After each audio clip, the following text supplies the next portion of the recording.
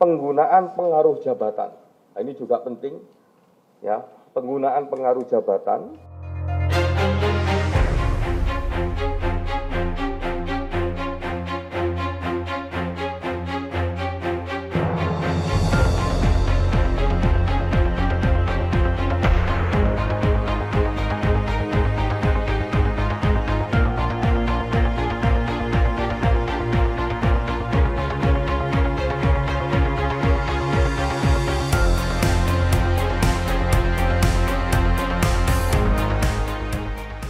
Penggunaan pengaruh jabatan. Nah, ini juga penting, ya, penggunaan pengaruh jabatan untuk ini dalam konteks membuat skenario. Yang pertama, anggota kepolisian diperintahkan mengikuti skenario yang ada.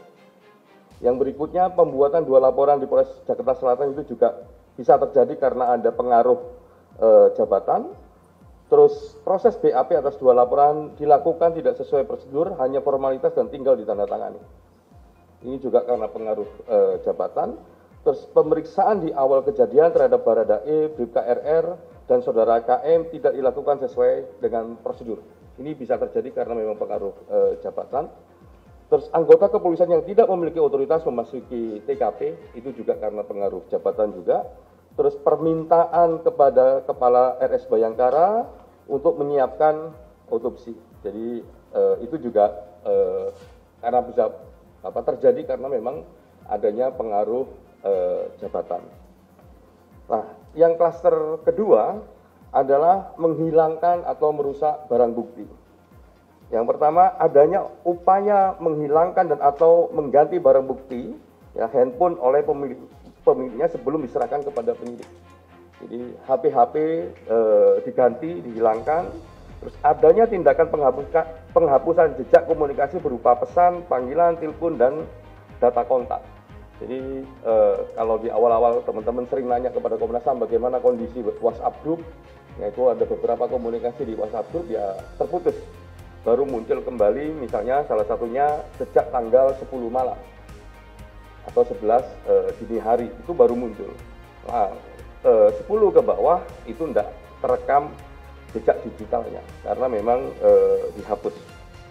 Terus penghapusan foto TKP.